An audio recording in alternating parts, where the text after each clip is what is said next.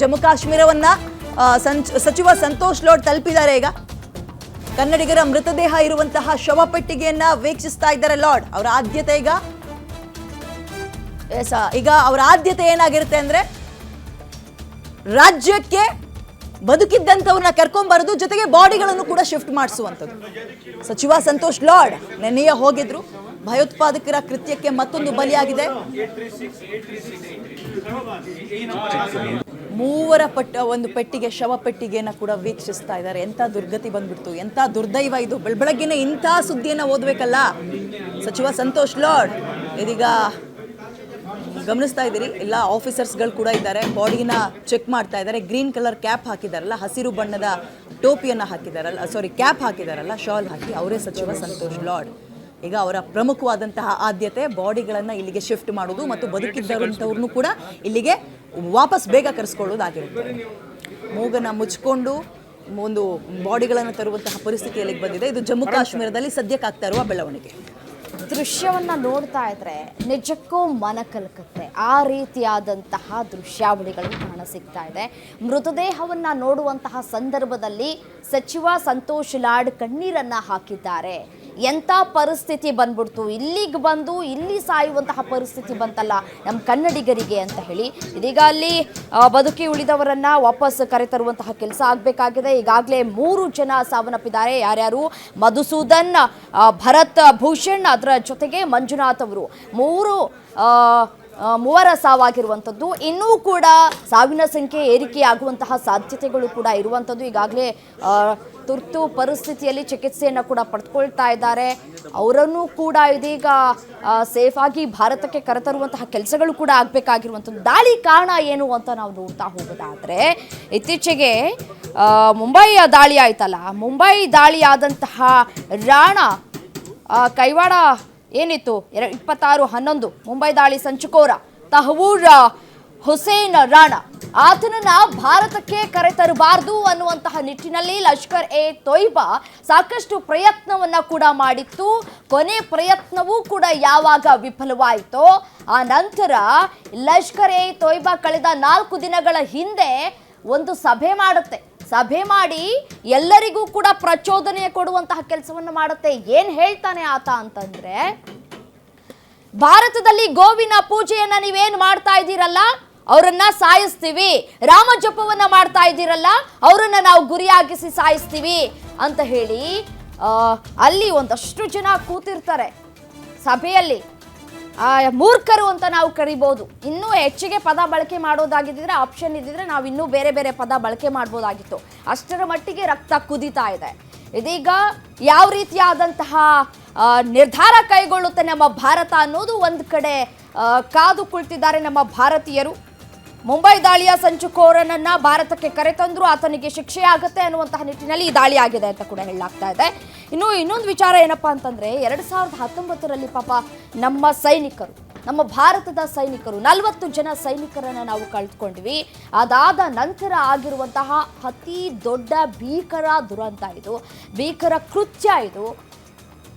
ಈಗ 2,000 ಮಂದಿ ಇಲ್ಲಿಂದ ಭಾರತದಿಂದ ಕಾಶ್ಮೀರಕ್ಕೆ ತೆರಳಿದ್ದಾರೆ. ಕಾಶ್ಮೀರದಲ್ಲಿ ಅಲ್ಲಿನ ಸೌಂದರ್ಯವನ್ನು ಕಣ್ತುಂಬೋದಕ್ಕೆ ಅಂತ ಹೇಳಿ ಇಲ್ಲಿಂದ ತೆರಳಿದಂಥವ್ರು ಯಾವ ನಂಬಿಕೆ ಮೇಲೆ ಹೋಗಬೇಕೀಗ ಕಾಶ್ಮೀರಕ್ಕೆ ಅನ್ನುವಂತಹ ಪ್ರಶ್ನೆಗಳು. ಇದರ ಜೊತೆಗೆ ಒಂದಷ್ಟು ಅಭಿವೃದ್ಧಿ ಕಾರ್ಯಗಳು ಕೂಡ ಆಗಿತ್ತು ಕಾಶ್ಮೀರದಲ್ಲಿ.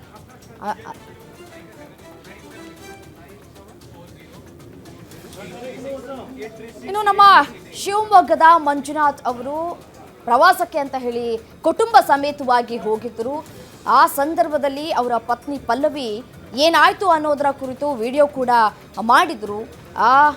ನೋಡಿ, ನಿಮ್ಮ ರೈಟ್ ಸೈಡಲ್ಲಿ ಕಾಣ್ತಾ ಇದ್ದೀರಲ್ಲ ಅವರು ಮಧುಸೂದನ್, ನಿಮ್ಮ ಲೆಫ್ಟ್ ಸೈಡ್ ವಿಂಡೋದಲ್ಲಿ ಗಮನಿಸ್ತಾ ಇದ್ದೀರಲ್ಲ ನೋಡಿ, ದೃಶ್ಯದಲ್ಲೂ ಕೂಡ ಗಮನಿಸ್ತಾ ಇದ್ದೀರಿ.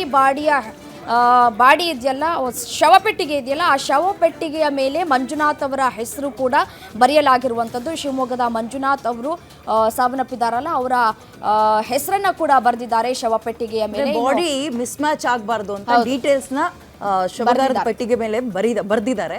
ಈಗ ಅದನ್ನ ಏರ್ ಲಿಫ್ಟ್ ಮಾಡ್ತಾರೆ. ಕರ್ನಾಟಕದ ಎಷ್ಟು ನೋಡಿ ಎಂತ ಪರಿಸ್ಥಿತಿ ಬಂತು. ಹೆಣಗಳನ್ನ ಕರ್ನಾಟಕದಿವು ಇಷ್ಟು ಬಾಡಿಗಳು ಇಲ್ಲಿಗೆ ಶಿಫ್ಟ್ ಮಾಡಬೇಕು, ಬೇರೆ ರಾಜ್ಯದವು ಇಲ್ಲಿಗೆ ಶಿಫ್ಟ್ ಮಾಡಬೇಕು ಅನ್ನುವ ಪರಿಸ್ಥಿತಿಗೆ ಹೋಗಿದೆ. ವಿದ್ಯಾ, ಇನ್ನೊಂದೇನಪ್ಪ ಅಂತಂದ್ರೆ ಸಾವು ಕೂಡ ಧರ್ಮವನ್ನ ನೋಡ್ಬಿಡ್ತಲ್ಲ ಅಂತ. ಆಮೇಲೆ ಇದು ಹೊಸದು ಕೂಡ ಅಲ್ಲ, ಹೌದು, ಹೊಸದು ಅಲ್ಲ ಇದು. Yes, you are right. ಭಯೋತ್ಪಾದಕರ ಕೃತ್ಯಕ್ಕೆ ನಮ್ಮ ರಾಜ್ಯವೂ ಸೇರಿದಂತೆ ದೇಶಾದ್ಯಂತ ಇದೀಗ ಎಷ್ಟು 32 28 ಅಂತ ಕಾಣುತ್ತೆ. ಒಟ್ಟು 25 ಮೇಲೆ ಆಗಿದೆ ಸದ್ಯಕ್ಕೆ. ಅದು ಸಂಖ್ಯೆ ಜಾಸ್ತಿ ಕೂಡ ಆಗ್ಬೋದು ಅಂತ ಹೇಳ್ತಾ ಇದ್ದಾರೆ. ಮಗದೊಂದು ಕಡೆ ನಮ್ಮ ರಾಜ್ಯಕ್ಕೆ ಸಂಬಂಧಪಟ್ಟಂತಹ ಭರತ್, ಮಂಜುನಾಥ್ ಮತ್ತು ಮಧುಸೂದನ್ ಮೂವರ ಒಂದು ಶವವನ್ನ ಪರೀಕ್ಷಿಸಿ ಅದನ್ನ ಬಾಕ್ಸ್ ಮಾಡಿಸ್ತಾ ಇದ್ದಾರೆ, ಅಂದ್ರೆ ಟೇಪ್ ಮಾಡ್ತಾ ಇದ್ದಾರೆ.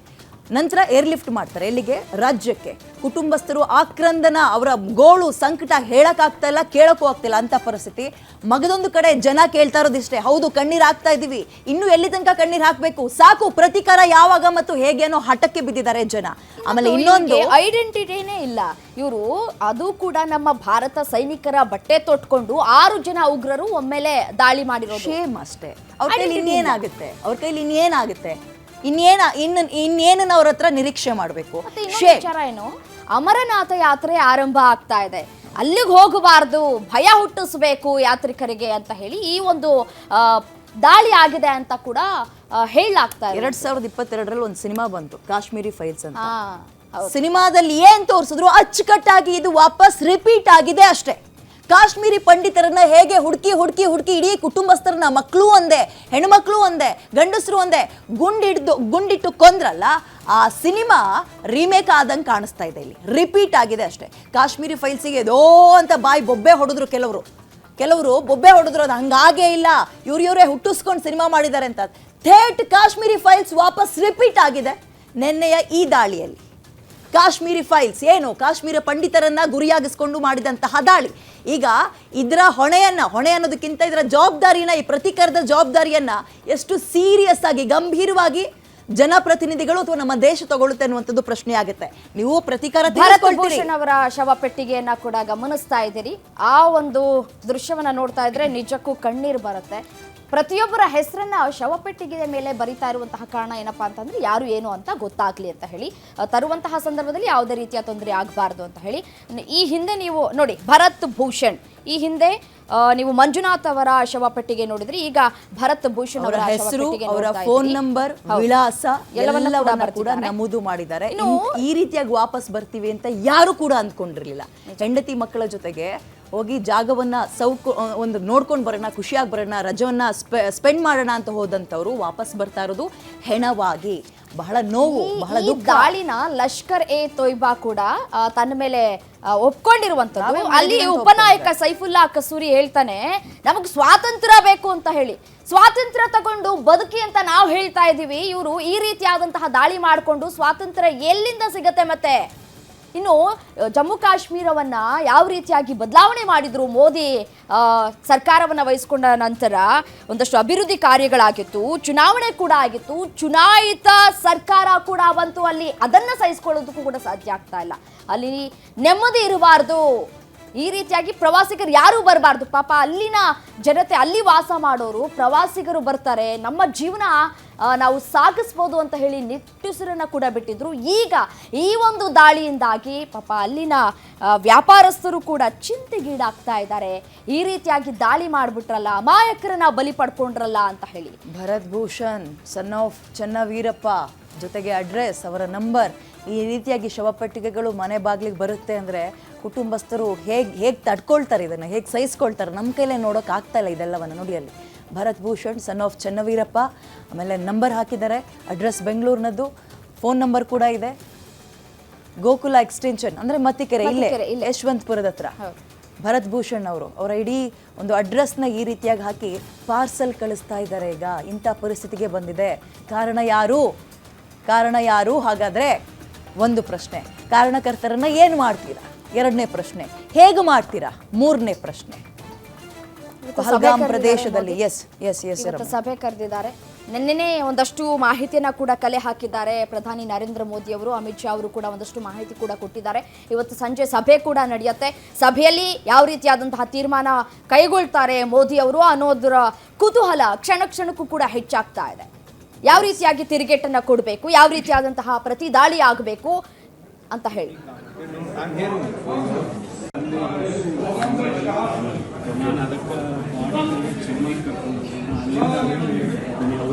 Don't worry, I'll make all the arrangements. Just be calm. Okay? No, I'm hearing you.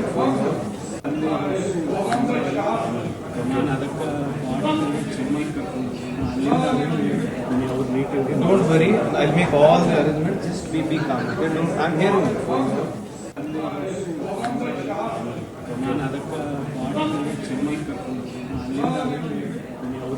Don't worry, I'll make all the arrangements. Just be calm. Okay? No, I'm hearing you.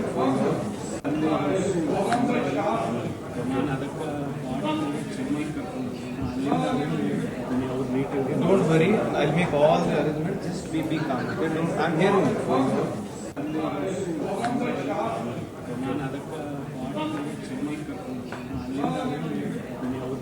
Don't worry, I'll make all the arrangements. Just be calm. Okay? No, I'm hearing you. Don't worry, I'll make all the arrangements. Just be calm. Okay?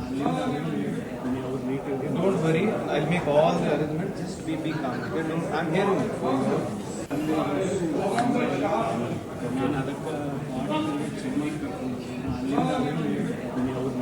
Don't worry, I'll make all the arrangements. Just be calm. Okay? No, I'm hearing you. Don't worry, I'll make all the arrangements. Just be calm. Okay? No, I'm hearing you.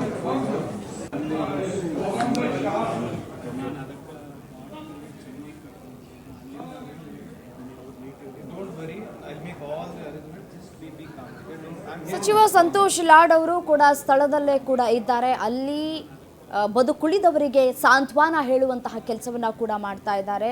Don't worry, ನಾವಿದ್ದೇವೆ, ನಿಮ್ಮ ಜೊತೆ ನಾವಿದ್ದೇವೆ ಅಂತ ಹೇಳಿ ಭರವಸೆಯನ್ನು ಕೂಡ ಕೊಡ್ತಾ ಇದ್ದಾರೆ ಸಚಿವರು. ನಾವು ಇಲ್ಲಿಂದ ಸೇಫಾಗಿ ಹೋಗ್ತೀವಿ, ಯಾರೂ ಕೂಡ ಭಯ ಪಡಬೇಡಿ ಅಂತ ಕೂಡ ಅವರಿಗೆ ಭರವಸೆ. ಅದರ ಜೊತೆಗೆ ಈಗಾಗಲೇ ಏನು ಕಳ್ಕೊಂಡಿದ್ದಾರಲ್ಲ ಭರತ್ ಭೂಷಣ್, ಆಮೇಲೆ ಮಂಜುನಾಥ್ ಅವರ ಕುಟುಂಬಸ್ಥರನ್ನು ಕೂಡ ಇದೀಗ ಅಲ್ಲಿ ಯಾರ ಜೊತೆಗೆ ಬಂದಿದ್ರೋ ಅವ್ರನ್ನೆಲ್ಲರನ್ನೂ ಕೂಡ ಭೇಟಿಯಾಗಿ ಸಾಂತ್ವನವನ್ನು ಹೇಳುವಂತಹ ಕೆಲಸವನ್ನು ಕೂಡ ಸಚಿವರು ಮಾಡ್ತಾ ಇದ್ದಾರೆ.